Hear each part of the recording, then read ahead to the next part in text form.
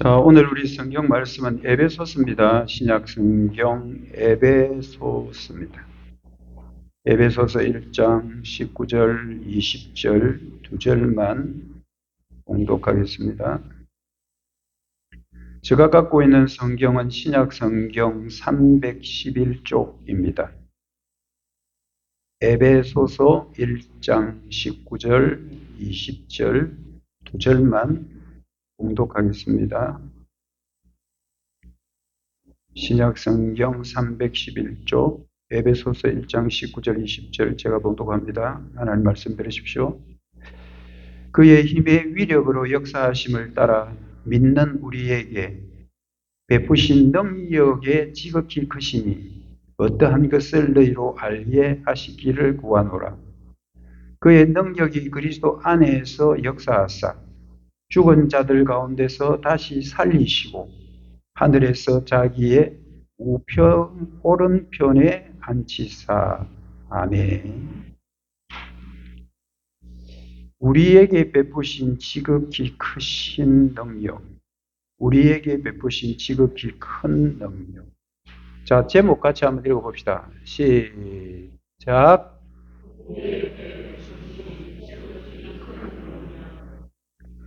우리에게 베푸신 지극히 큰 능력.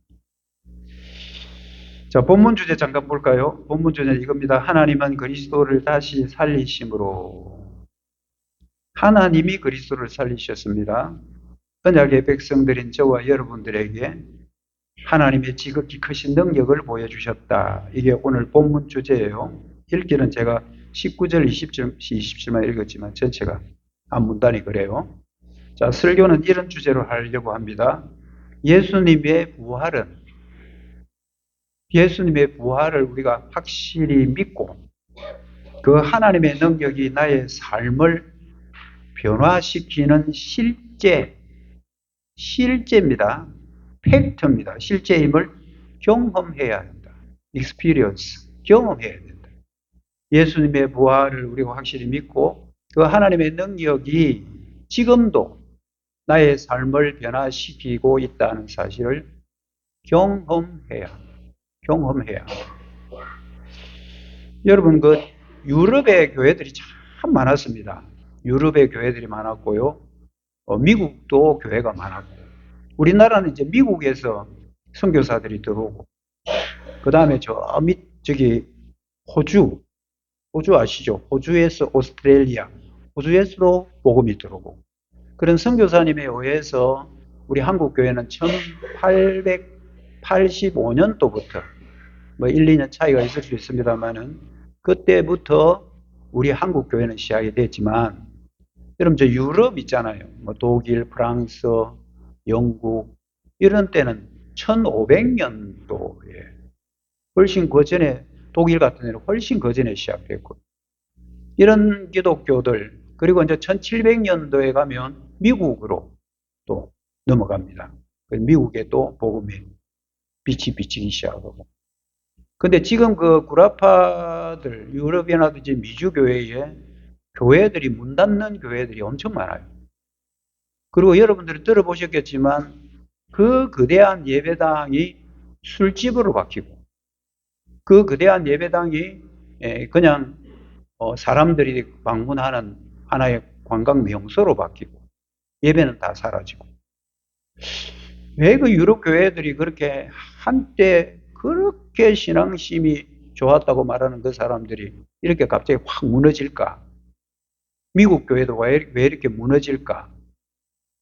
여러분, 그 이유가 어디 있다고 생각하십니까? 그들은 주일 되면 예배드리러 다 가요. 깨끗한 옷 입고 자녀들 다 손잡고 예배드리러 가요. 예배드리고 와요. 그리고 기독교회니까 사회 봉사해야 된다는 건 아니까 또 사회 봉사 열심히 해요.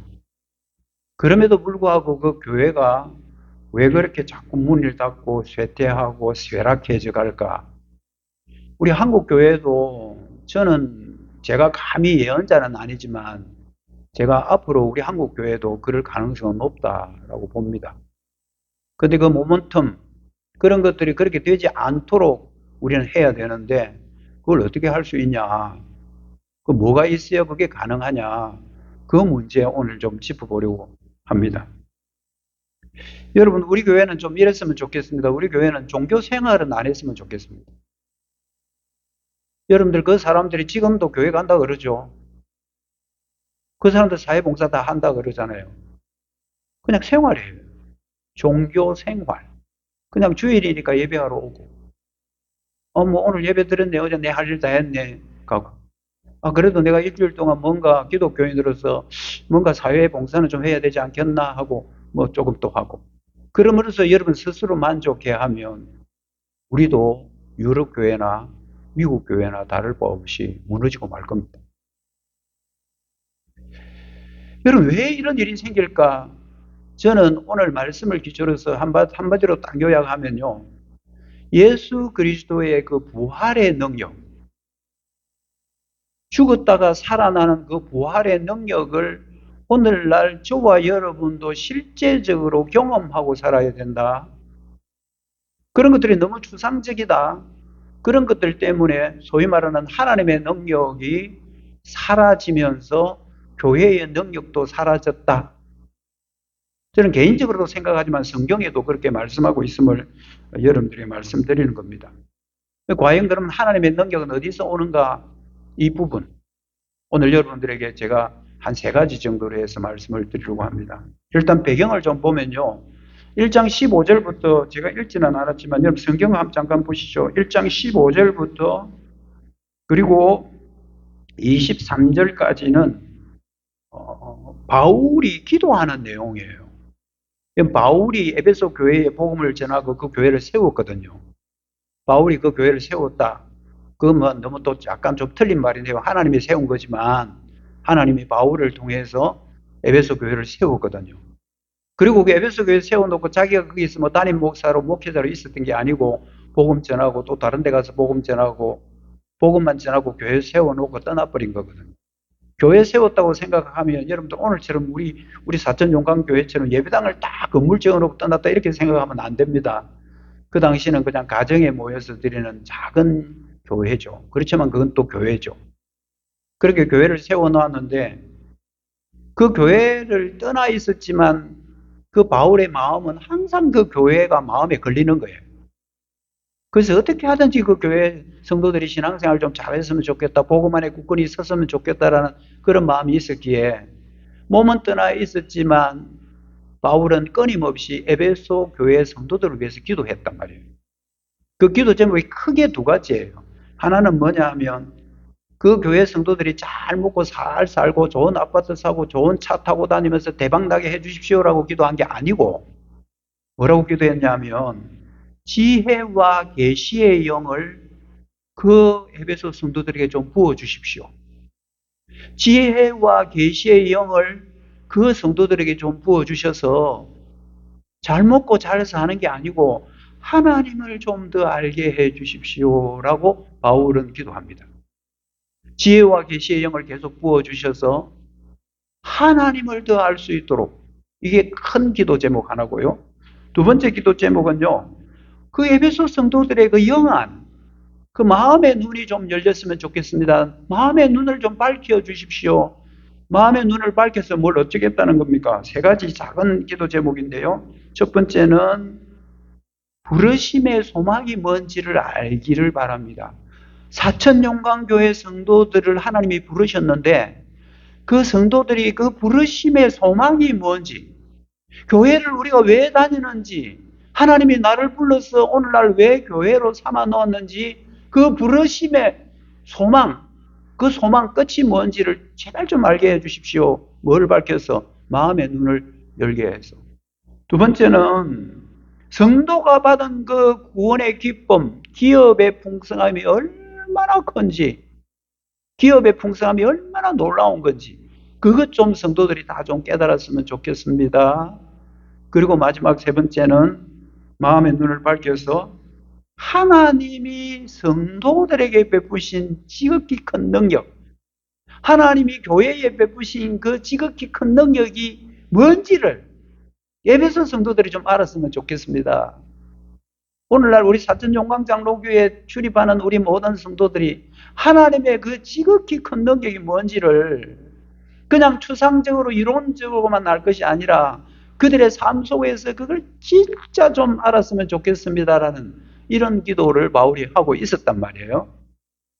오늘 본문은 바로 그 세 번째 기도 제목만 가지고 제가 본문을 정했고, 여러분들에게 그 하나님의 지극히 크신 능력이 도대체 뭔지, 그건 어떤 통로를 통해서 우리에게 오는지, 우리는 그럼 지금 어떻게 살아야 저 유럽 교회, 미국 교회 같이 퍽퍽 쓰러지는 저 교회 같이 되지 않을 수 있는지, 정말 우리 한국 교회가 제2 종교 개혁을 일으키는 우리나라가 될 수 있는지, 그것을 우리는 오늘 말씀을 통해서 좀 살피려고 하는 겁니다. 19절 말씀 보면 그의 힘의 위력으로 역사심을 따라 믿는 우리에게 베푸신 능력의 지극히 크심을 어떠한 것을 너희로 알게 하기를 구한다. 여러분, 이때 바울이 어디에 있었는지 아십니까? 혹시 이 편지 쓸 때 저 휴양지에 있었을까요? 여러분, 이때 바울은 감옥 안에 있었습니다. 로마의 가택연금은요, 딱 꼼짝 못하고 그런 건 아니고 그 집 안에서만 다닐 수 있고, 그 다음 사람들 오면 만날 수 있게 해주는, 그렇지만 먼 지역으로 갈 수는 없는 가택연금 상태에 있었습니다. 어디에? 로마의 가택연금 상태로 있으면서 그 안에서 쓴 편지예요. 그래서 이걸 뭐라 그러느냐 하면요, 옥중서신이라 그래요. 감옥 안에서 쓴 편지다. 그렇게 해서 옥중서신이라고 합니다. 여러분, 한번 상상을 해보십시다. 바울은 지금 감옥 안에 갇혀 있습니다. 사람은 자유롭긴 약간 자유는 있지만 그래도 역시 묶여있는 몸이에요. 자기는 눌려있는 몸이고 로마의 지배 아래에 있는, 그 로마의 지배 하에 있는 감옥 안에 몸도 마음도 묶여있는 상태란 말이에요. 근데 거기에서 편지를 썼다? 근데 그 편지가 너무 파격적인 거예요. 무슨 편지입니까? 에베소에 있는 성도들아, 너희들 하나님의 그 능력이 얼마나 큰지 너희들이 좀 알았으면 좋겠어. 자기는 갇혀 있으면서, 자기는 지금 묶여있는 몸이면서 다른 것을 말하지 않고 하나님의 그 능력을 말한다. 야, 이건요, 정말 속된 표현으로 하면 진짜 대박 아닙니까? 로마의 군사적 권력 아래 붙잡혀 있는 바울이 로마의 권력 위에 있는 하나님의 능력이 얼마나 막강한지를 우리 성도들이 좀 알았으면 좋겠습니다. 에베소 성도들이 좀 알았으면 좋겠습니다. 이 지상에 있는 모든 교회의 성도들이라면 자기가 어떤 상황에 있든 그것보다 더 큰 하나님의 능력을 좀 알았으면 좋겠습니다. 여러분, 세상의 군사력 참 대단하죠. 요즘 이란하고 미국하고 막 싸움도 하고 있지만 자기들이 가지고 있는 히든 카드 하나씩 갖고 있다가 하나씩 슬슬 꺼내잖아요. 카드, 여러분들 그거 포커 하는 것처럼 히든 카드가 있잖아요. 그래가지고 핵무기, 또 여기 이렇게 계속 지금 이러고 있는 겁니다. 그게 큰 능력인 줄 알죠, 자기들은. 이거는 딱 감추고 있다가 마지막에 딱 꺼내야 돼. 그런 군사적인 능력을 의지하고 전쟁은 계속되고 있습니다. 여러분, 그보다 더 훨씬 강력한 하나님의 지극히 크신 능력이 뭔가를 바울은 감옥 안에 갇혀 있으면서 에베소 성도들에게 선포하고 있는 거예요. 오늘날 저와 여러분에게 선포하고 있습니다. 성도들이 처한 고난이 얼마나 어렵고 힘든다 할지라도 그 고난을 하나님의 능력을 제한할 수는 없다라는 거예요. 여러분, 어떤 상태에 지금 있는지 모르겠습니다. 굉장히 힘든 상태에 있을 수 있고요. 경제적으로 또 사회적으로 인간관계상 어려운 상태에 있을 수 있지만 아무리 우리 처한 고난이 힘들고 어렵더라도 하나님의 능력은 제한할 수 없다. 그게 보여주는 퍼포먼스가 바울이 감옥 안에 갇혔음에도 하나님의 능력에 대한 선포를 하고 있다니까요. 대단하지 않습니까? 우리는 오늘 성부 하나님이 교회에 베푸신 지극히 크신 능력이 뭔지 그걸 세 가지로 딱 제가 말씀을 드릴 테니까 여러분 쌈박하게 듣고 쌈박하게 정리해 놓고 여러분 삶 속에 쌈박하게 한번 경험해 보시면 좋겠습니다. 첫 번째는 부활의 능력이에요. 성부 하나님이 보여주신 능력이 다른 능력이 아니고요. 당신의 아들 되신 예수 그리스도를 우리 죄 때문에 십자가 달려 죽게 했던 그 아들을 다시 살려놓는, 다시 살리신 능력. 그게 성부 하나님이 갖고 있는 능력이에요. 죽은 아들을 다시 살려놓는 부활의 능력.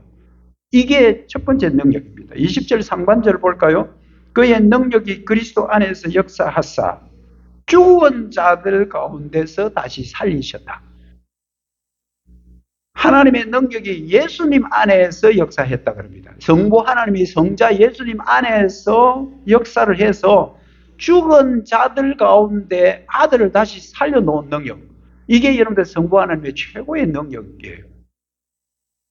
여러분 19절과 20절 가만히 보면 비슷비슷한 단어가 4개나 나와요.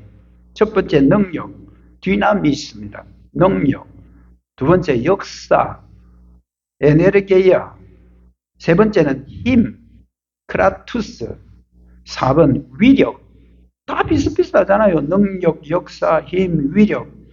여러분 왜 이렇게 비슷한 단어를 중복해서 4번씩이나 말을 하고 있을까? 그 말이 그 말인데. 우리가 여러분 대화하다 보면 이 말 해놓고 저 사람이 이해를 못한 것 같아 하면 또 비슷비슷한 다른 단어를 갖고 또 그 사람하고 또 대화하고 이렇게 하잖아요. 이것처럼 지금 바울은 비슷비슷한 능력, 역사, 힘, 위력 이런 비슷한 단어들을 사용하면서 하나님의 지극히 크신 능력이 얼마나 큰지를 강조해 또 강조를 거듭하고 있는 거예요. 너희 세상에 능력 뭐 재력이 있고 뭐 힘도 있고 해도 그건 아무것도 아니야 이 말입니다. 그건 완전히 하나님의 능력은 그것들을 완전히 압도하고 있다라고 말합니다. 성부 하나님이 성자 예수님을 다시 살리신 것은 바로 성부 하나님의 갖고 있는 최고의 능력을 그 아들에게 보여준 사건. 이게 여러분들 예수님의 부활 사건입니다.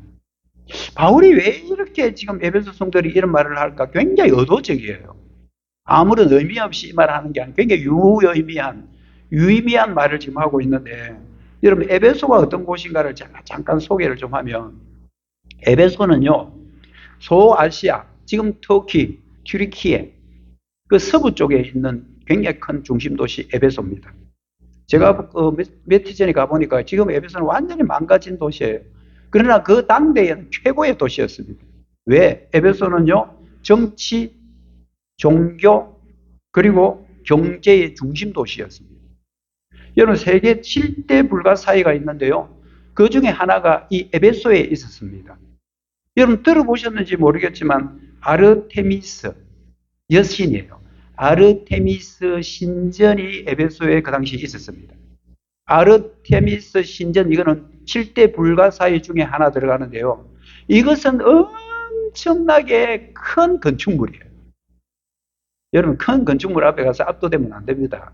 유럽 같은 데 여행 가가지고 막 큰 성전 보고 교회 보면 우와 대단하다, 우와 대단하다, 하나님이 대단하다. 여러분 하나님이 대단한 것은 그 큰 건축물에 있는 게 아니에요. 여러분들 왜 절들이 그렇게 크게 짓는지 아십니까? 왜 모스크, 이슬람 사람들이 믿는 모스크를 그렇게 높게 크게 짓는지 아십니까? 그 당시에 성전을 몇백억을 들여가지고 그렇게 크게 지은지 아십니까? 혈세 전부 다 빨아먹고 유대인들의 세금 받아가지고 로마의 그런 큰 건축물들을 다 지은 이유가 뭔지 아십니까? 여러분 그런데 기죽으면 안 됩니다. 우리 기독교인들이 성지순례 같은 데 가가지고 우와 대단하네, 대단한 건축물, 그 아무리 대단한 건축물이라도요 우리는 그걸 그렇게 받아들이면 안 된다는 걸 보여주는 게 아르테미스 신전이에요. 여러분 제가 잠깐 설명해 보면 여러분 상상도 안 될 겁니다. 가로가 여러분들 55m예요. 가로가 55m. 55m 되면 이거 뭐 훨씬 크죠? 55m. 세로가 115m. 가로. 세로는 더 쭉 길게 나가겠죠. 115m. 높이가 18m 정도 되는 대리석 기둥 127개로 만들어진 것이 아르테미스 신전이에요. 제가 이걸 사진을 보여주려고 하다가 제가 사진을 준비 안 한 이유가 뭐냐면 그 사진을 보면 그게 거대하게 못 느껴져요. 그런데 여러분 생각해 보시면 그 당시에 이런 건축물들이 거기에 있었다? 바울이 복음 전할 때가 그때가 100년 미만이니까요. 거기에 그 에베소에 이런 거대한 정말 어떻게 사람이 저렇게 지었을까 하니까 불가사의한 거지. 그 불가사의 7대 중에 들어가는 이 아르테미스 신전을 보면 사람들이 전부 다 그 위압감에 눌려버려요. 확 건축물에 그냥 사람이 어떻게 저렇게 지었을까? 와 대단하네.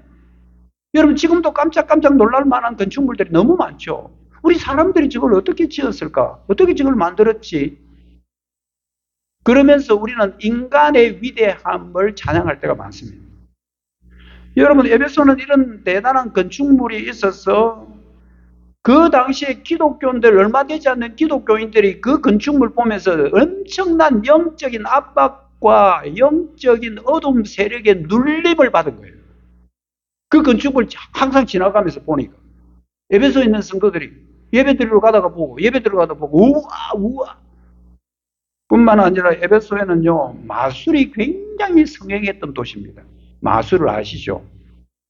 주술, 마술. 그래서 여러분들 에베소 그 아르테미스 신전에 새겨져 있는 글자, 그 글자가 뭔지 하나씩 찾아가지고요. 그걸 양피지에 다시 뺏겨 써가지고 양피지 그걸 갖다가 목에 두르고 다니고 목걸이처럼 가지고 다니고 흑마술을 하는 사람들은 그 글자를 선포하면서 마술을 행하고 이게 에베소 도시 안의 전체적인 영적 분위기였습니다. 그러니까 여러분들 얼마나 기독교인들이 그 건축물에 그리고 주변 사람들의 그 마술 이런데 얼마나 영적인 큰 부담을 안고 있었겠습니까? 그런 도시에 바울이 지금 편지를 써서 야 너희들 그거 아무것도 아니야. 그런데 기죽지 마. 지극히 크신 하나님의 능력이 뭔지를 너희들이 진짜 알면 그는 아무것도 아니야. 오늘날 여러분들 혹시 교회 다니면서 이런 생각 안 하십니까? 와, 저 교회 안 다니면 저 사람 무슨 돈이 많았어. 오늘 아침 밥 먹는데 우리 아내가 그러더라고요. 우리 49층 아파트 생긴 그 어떤 사람이 거기 들어가게 됐는데 젊은 사람이 그 들어가게 됐대. 들어갔는데도 그것도 마음에 안 차서 또 리모델링을 뭐 6천만 원 들이고 했다나 7천만 원 들였다고 하고 있다나 49층 새 건물에 들어가서 또 그걸 건물을 또 리모델을 할 만큼 그래서 제가 속으로 참 돈도 많다 젊은 사람들이 무슨 돈이 그리 많나. 우리가 그런 이야기 들으면 귀가 차잖아요. 와, 또 새 건물 들어가면서 거기서 또 리모델링을 한다고? 야, 이거 녹음 다 됐는데 큰일 났네. 49층 저기 업자한테 연락 오겠는데. 어쨌든 저는 이 49물 건물 보면 죄송합니다. 저 삼촌 고향 출신이고 저도 삼촌에 대한 자부심이 많은 사람인데 무슨 괴물을 저렇게 지어놨나 저는 그렇게 생각합니다. 우리 교회 혹시 또 그거 들어가는 분 없습니까? 내한테 욕하지 마십시오. 그냥 일반적인 이야기입니다. 건축물 이야기하는 겁니다. 그런 위력 앞에 영적인 압박을 받고 있는 에베소 성도들. 에베소 거기는 얼마나 흑마술과 마술과 주술들이 성행했는가를 여러분들 에베소서 19장 19절 말씀 잠깐 한번 보시죠. 마술을 행하던 많은 사람이 그 책을 모아 가지고 와서 모든 사람들 앞에서 불사르니 그 책값이 은 5만이나 되었더라. 이게 이제 무슨 말이죠? 바울이 에베소에 가가지고 복음 전하니까 와, 이 마술 이거 아무것도 아니네 이러면서 그 책 모아가지고 한꺼번에 불태워버렸다는 얘기예요. 그걸 전부 다 모아가지고 환산을 해보니까 은이 5만이 되었다. 5만 드라크마입니다. 1 드라크마는 1 데나리온과 같은 건데요. 하루 어른들 품삯이에요. 5만 드라크마를 오늘날 딱 품삯으로 계산을 해보니까 41억 내지 약 한 100억 정도. 이건 41억 100억 정도 되는 상상이 됩니까? 그 시대에 1세기에. 그렇게 많은 우상이 그리고 마술들이 얼마나 그 에베소 안에 성행했다는 걸 보여주는 이 사도행전 19장 19절이에요. 이쯤 되면 바울이 왜 하나님의 능력을 말하면서 그렇게 비슷한 단어들을 4번씩이나 중복해서 사용했던 이유를 우리는 아셔야 됩니다. 바울은 에베소 성도들이 가졌던 그 어두움의 영적 세력, 그 어둠의 영적 세력에 대한 그 두려움과 거기에 대한 또 무서움 같은 것들이 있었던 것을 잠재우려는 목적으로 그리스도의 능력이 그 모든 권세 위에 있음을 에베소 성도들에게 지금 선포하고 있는 겁니다. 그래서 비슷한 단어를 4개나 중복해서 사용하고 너희들 그런데 위압받지 마. 세상 사람 잘 살고 경제력 가지고 그 사람 가지고 있는 권력 가지고 있다고 그 앞에 기죽지 마. 너희들은 그것보다 훨씬 큰 그리스도의 능력이 너희 안에 있다라고 바울은 지금 말하고 있는 겁니다. 사랑하는 성도 여러분, 예수님의 부활은 그 시대의 역사적 사건이지만 그것은 그것으로 끝나는 것이 아니다라는 거 우리 확실히 알아야 됩니다. 예수님의 부활, 죽었다가 살아난 이 사건은 인간의 가장 두려워하는 가장 약점인 죽음의 문제를 해결한 하나님의 승리, 하나님의 주권을 선포하고 있는 것이 예수 그리스도의 부활이에요. 여러분, 우리 예수님의 부활은 부활주의를 한번 그냥 스치고 지나가는 것이 아니라 지금도 현재 진행형으로 살아나신 그 예수님은 지금도 살아계시는 존타이신 그리스도, 지금도 살아계셔서 역사하시는 그분임을 우리는 확실히 믿어야 됩니다. 이게 여러분들 하나님의 능력을 교회에 부어주신 하나님의 위력, 바로 그건 겁니다. 두 번째는요, 그 예수님을 다시 살리신 승리의 능력이에요. 20절 하반절 보십시다. 하늘에서 자기의 오른편에 앉히사. 예수님 이랬습니다. 이 땅에 오셔가지고 우리 죄 때문에 죽으시고요. 십자가에 사흘 동안 하루 만에 내리졌다가 사흘 동안 흙 속에 장사되었다가요. 사흘 만에 다시 살아나셨어요. 그 지금은 무엇이냐면 예수님 지금은 40일 동안 부활하신 예수님이 막 다니고 있는 때예요. 우리나라 시간대로 한번 따져보자면 지금 아직 성전하기 전이에요. 지금 막 다니고 계셔요. 이 교회도 가고 저 교회도 가고 믿음 없는 사람한테 가가지고 내 손 만져봐라, 내 발 만져봐라, 믿음 없는 제자들이 가가지고 내 발을 살아났다, 네 의심되나 만져봐라 이러고 있는 지금 시기거든요. 이런 예수님을 나중에 성부 하나님이 오른편에 앉히십니다. 이건 뭘 의미할까요? 20절 하반절에 보면 하늘에서 자기의 오른편에 앉혔다. 여러분, 오른편이라는 자리는 굉장히 상징적인 자리예요. 그거는 통치권입니다. 권세입니다.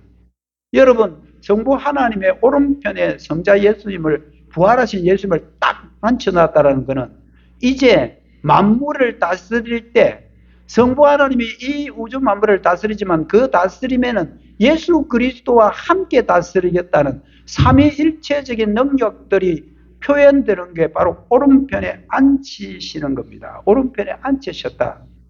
그리스도가 얼마나 높은 위치에 계신가를 말씀해 주고 있는 겁니다.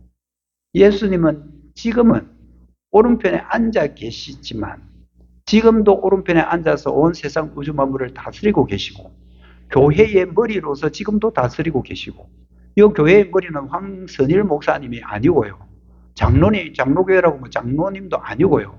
이 교회의 머리는 그리스도 예수, 부활하셔서 오른편에 앉아 계신 그분임을 믿으시기 바랍니다.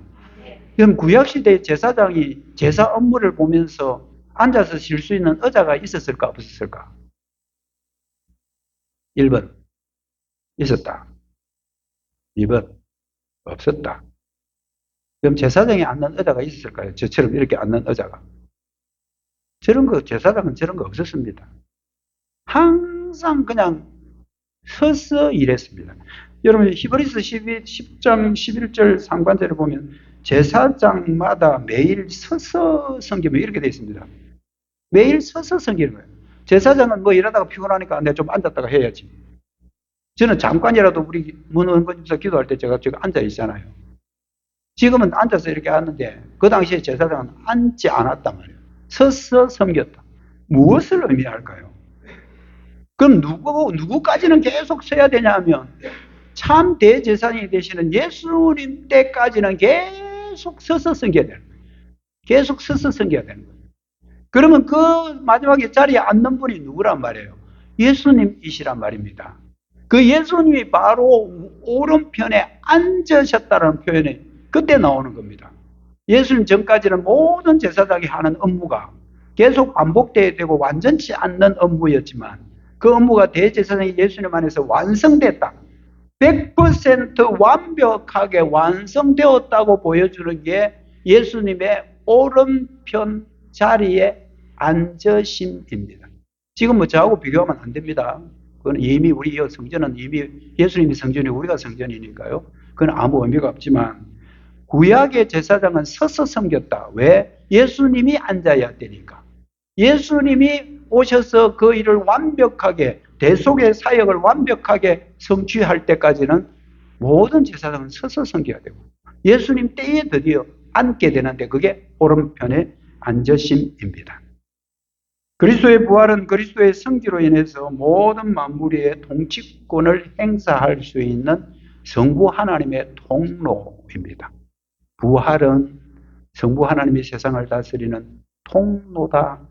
누구를 통해서? 아들 대신 예수 그리스도를 살려서 오른편에 앉힘으로 세상을 다스릴 능력을 그 아들에게 주셨다는 말입니다.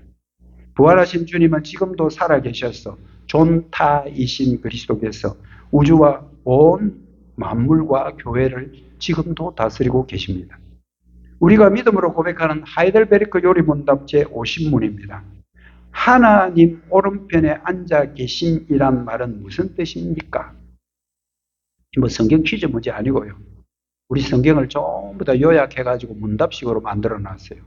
여러분 이 시대에는 전부 다 교회 다니는 사람들이 하이델베르크 요리문답, 웨스트민스터 소교리문답, 대거리문답 그거 가지고 공부 다 했어요. 이게 성경을 요약하는 질문들입니다. 하나님이 오른편 안에 앉아 계신이라는 말은 무슨 뜻입니까? 예수님이 하나님 오른편에 앉았다는 말이 무슨 뜻인데요? 라는 질문이에요. 답을 한번 보시죠. 그리스도께서 거기 앉으신 이유는 자신을 교회의 머리로 나타내시기 위함입니다. 성부께서는 그를 통하여 만물을 다스리십니다. 우주 만물을 다스리는 분은 성부 하나님이시지만 다시 살려서 오른편에 앉으신 예수 그리스도를 통해서 만물을 다스리시다. 예수님이 오른편에 앉은 이유가 뭔지 우리는 이런 문답을 통해서 알 수가 있습니다. 그리스도는 지금도 오른편에 앉아서 만물을 다스리고 계시고 이것이 성부 하나님의 지극히 크신 능력 두 번째 성리의 능력입니다. 이제 마지막 세 번째 능력으로 가는데요. 이게 오늘 우리 설교의 핵심이에요. 성도의 능력입니다. 그럼 그런 것들이 우리하고 무슨 상관이 있는데요, 목사님? 뭐 성부 하나님이 뭐 예수님을 살렸다. 오케이, 좋아요. 그리고 그게 예수님을 앉혔다, 오른편에. 오케이, 좋아요. 뭐 예수님 그거 앉든지 말든지 살아났든 말든 우리하고 아무 상관없는 거 아니에요? 상관없으면 저와 여러분이 여기 있을 이유가 아무도 없습니다. 이제 성도의 능력입니다. 여러분 19절 중반절 다시 보겠습니다. 믿는 우리에게입니다. 지금 믿고 있는 저와 여러분에게 사천용강 장로교회 성도들 이 지상에 있는 모든 온전한 그리스도인들에게 베푸신 능력의 지극히 크심이 어떠한 것을 너희로 알게 하시기를. 안다 이 말은 믿는다라는 말과 똑같은 말이에요. 뭘 믿는다는 거예요? 믿는 우리에게도 성부 하나님이 우리에게 베푸신 지극히 크신 능력을 우리로 하여금 믿게 하십시오 이 말이에요. 우리는 믿음의 통로를 통해서 이런 능력을 공급받을 수 있다는 것을 말씀하고 있습니다. 여러분 예수님의 부활은 그리스도의 부활로만 끝나는 게 아닙니다. 죽은 자기 아들 살리신 것으로 끝나는 것이 기독교의 핵심이 아니고 부활하신 예수님을 살려놓고 그 부활하신 예수님을 믿는 자에게도 그 위대한 주님의 능력을 그 성도들 개인 한 사람 한 사람에게도 다 유익하게 해 놓으셨다. 성부 하나님이 성자 아들을 살리신 그 효력은 사천용강 장로교에 다니는 저와 여러분 지금 현재 이 시점 현재에도 그 능력을 온 개인 한 사람 한 사람에게 부어주셨다. 이게 여러분 저와 여러분이 갖고 있는 능력입니다. 여러분 믿음의 통로를 통해서 성도 개인에게 유입된 하나님의 능력을 여러분 그냥 추상적으로 발작만 끼고 그런 게 있지 나한테도 있지 이러고 끝나고 사시렵니까? 아니면 하나님이 부으신 그 능력을 실제적으로 삶 가운데 체험하면서 사시렵니까? 부활의 능력은 사후 세계만 보장하는 티켓이 아닙니다. 여러분, 부활의 능력은 우리가 다음에 주님 다시 오실 때 우리 육체가 다시 살아나지. 너 그거 믿지? 오케이, 나는 그거 믿어. 이것 정도만 아닙니다. 지금도 부활하신 하나님의 그 능력은 지금도 현재 진행형으로 저와 여러분 개인마다 그 위대한 하나님의 능력이 우리에게 지금도 공급되고 있는데 그 통로가 여러분 뭐냐고요? 믿음이라는 겁니다. 이것을 알게 하시기를 원합니다. 에베소 성도들이 하나님의 크신 능력이 모든 성도들에게 공급되고 있음을 에베소 성도들이 알기를 원합니다. 믿기를 원합니다. 현재 사천용광장로교회 저와 여러분도 믿기를 원합니다. 여러분, 교회를 다니다 보면요, 신앙이 항상 그렇게 가파르 쫙 이렇게 상승곡성만 올라가는 게 아니에요. 가다가 집안 문제 하나 생기면 툭 떨어졌다가 시험에 들었다가 낙심했다가 그전에는 그 사람이 그렇게 이쁘게 보였는데 어느 날 갑자기 그 사람 꼴도 보기 싫어지고. 여러분, 그게 우리 신앙이에요. 이걸 우리는 뭐라 그래요? 우울증이라 그래요. 여러분, 과학적으로 볼 때 우울증은 이런 겁니다. 낙엽이 탁 지는데 갑자기 가을에 낙엽만 툭 떨어진 것 봐도 내 마음이 울컥해지고, 슬픈 노래만 가만히 듣고 있어 내 눈시울이 갑자기 붉어지고. 여러분, 이런 거는 남자든 여자든 세대마다 다 있는 거예요. 이걸 갖다 우리는 그냥 우울증이라 그래요. 여러분, 따져보면 그런 거 한 번도 정상을 안 겪어본 사람이 거의 없을 거예요. 그런데 이제 그렇게 하다가 어떻게 더 진전이 되냐면, 내가 그리스도인 맞나? 내가 하나님의 자녀가 진짜 맞나? 나 이렇게 사는 거 맞는 거야? 아닌 것 같아. 그러면서 이제 나도 이쯤에서 이제 교회도 한 4, 50년 다녔으니까 이제 뭐 하나님 좀 하고 약간 좀 멀리 좀 지내면 좋을 것 같아. 이렇게 되면 이제 그걸 뭐라 그러냐면 영적 우울증이다 그래요. 근데 이런 거는요, 우리만 한테만 오는 거 아니에요. 여러분 잘 아는 엘리야라는 분 아셔요? 성경에 엘리야 같이 위대한 선지자가 있습니까? 엄청난 기적을 일으킨 엘리야라는 사람이 있는데요. 이 사람에게 갑자기 영적 우울증이 옵니다. 그게 어디에 기록되어 있냐면요, 열왕기상 19장에 기록되어 있어요. 이 사람이 하나님의 일을 딱 열심히 하고 기적도 많이 일으키는데 자기밖에 없는 거야. 주변에 아무도 없는 것 같아. 자기 혼자서 열심히 고군분투하는 것 같아. 아합과 이세벨은 자기 잡아 죽이려고 군사들을 동원해가 풀어가지고 막 자기를 지명수배 해놓고, 그러니까 얼마나 세상적인 위압감이 자기를 억누르고 있었겠습니까? 로뎀 나무 밑에 갔습니다. 로뎀 나무 밑에 가가지고, 아유, 나 이제 나 그만할란다. 나 목사 그만할래. 나 이제 선지자 그만할 거야. 나 이제 싫어 이거. 내가 왜 이렇게 살아야 되는데 하면서 그때 자기가 주님 앞에 무슨 말을 하느냐면, 주님, 내 여기 그냥 죽여주십시오. 이래요. 나 그냥 여기 죽었으면 좋겠습니다. 죽여주십시오. 그때 하나님께서는 숯불에 구운 떡 한 병 물을 천사를 통해서 보냅니다. 이거 먼저 먹으라. 이거 먹고 좀 힘 좀 차려라. 숯불 기억해 놓으십시오. 구운 떡과 한 병 물을 갖다가 준비를 해 놓고 그것을 먹여서 일단 엘리야를 이렇게 세우고요. 두 번째는 호렙산으로 인도해서 하나님의 말씀으로 회복시켜요. 엘리야는 그렇게 회복돼요. 여러분, 이 숯불과 비슷한 장면이 신약 성경에도 나와요. 참 놀라워요. 저는 이거 보고 깜짝 놀랐는데요. 요한복음 21장 9절 12절 말씀 보겠습니다. 육지에 올라와 보니 숯불이 있는데, 똑같은 숯불입니다. 그 위에 생선이 놓여 있고 떡도 있더라. 예수님이 말씀하시기를 와서 조반을 먹으라. 여러분, 이때 상황을 잘 아셔야 됩니다. 예수님이 십자가에 달리기 전의 사건이 아니에요. 예수님이 십자가에 달려 죽고 부활하신 후에 일어난 사건, 요한복음 21장에 배정된 사건이에요. 여러분, 예수님의 제자들이 예수님이 살아나셨다는 소식도 들었지만 시리에 빠져가지고 전부 다 고향 갈릴리로 다 돌아가 버립니다. 갈릴리 가서 자기들이 했던 게 뭐냐고 고기 잡는 거잖아요. 고기 잡고 있었습니다. 그때 예수님이 나타나셔가지고 불러. 그때 예수님 보니까 숯불을 딱 피워놓고요. 거기에 떡을 생선 좀 가져오라 그러고요. 물도 준비해놓고 제자들과 참 간소한 조반을 함께 나누시는 장면이 요한복음 21장에 나와요. 예수님이 부활하신 이후 사건이에요. 여러분, 뭐가 연결이 됩니까? 영적 우울에 빠져 있을 때 숯불 피워놓고 떡과 물로 엘리야를 일으켜 세우시던 그 하나님은 부활하신 예수 그리스도를 통해서 시리에 빠져 있는 제자들을 다시 일으켜 세우자는 사건과 똑같이 맞아떨어진다는 것은 너무너무 놀라운 일 아닙니까? 다음 주에 저와 여러분 우리 뭐 해야 되냐면 성찬식 하거든요. 첫째 주에 항상 성찬식 하잖아요. 여러분, 성찬식에 보면 거기에 떡과 포도주가 있어요.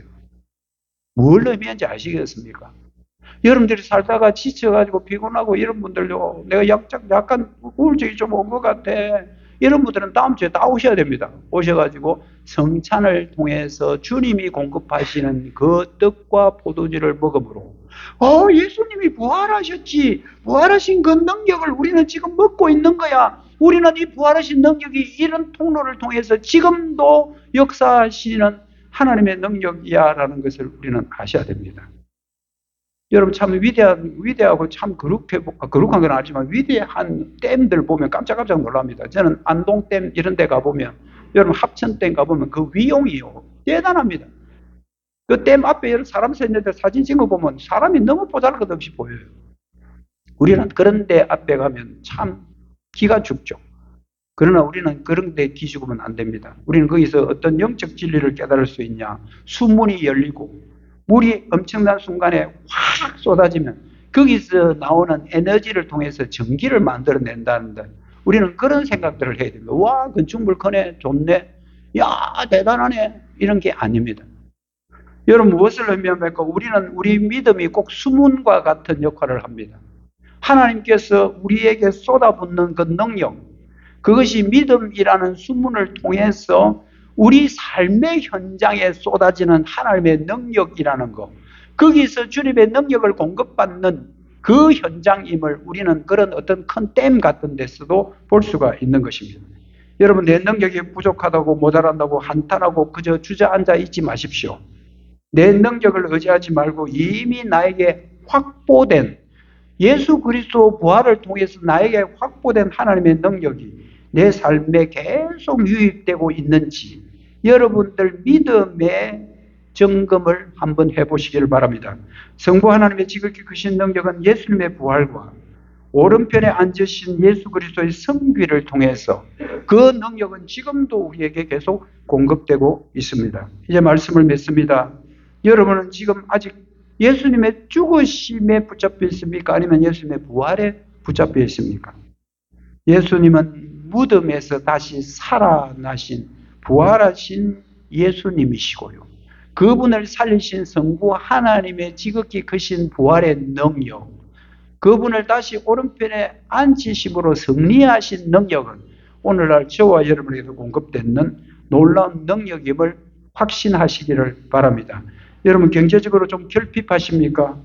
인간관계에 좀 무너진 관계들이 있습니까? 미래에 대해서 안 보여서 낙심하고 계십니까? 다 일어서십시오. 부활의 능력은 결코 여러분들을 패배자로 두지 않으심을 믿으셔야 합니다. 우리는 예수님의 부활을 기초로 한 성부 하나님의 크신 능력이 지금도 우리의 믿음의 통로를 통해서 공급되고 있는 이 순간, 저와 여러분은 이 힘의 능력을 공급받아서 이 험악한 세상 가운데 승리하고, 그리고 또 그곳에서 살아가며 하나님을 영화를 해드리는 저와 여러분 되기를 주님의 이름으로 축복합니다. 기도하겠습니다.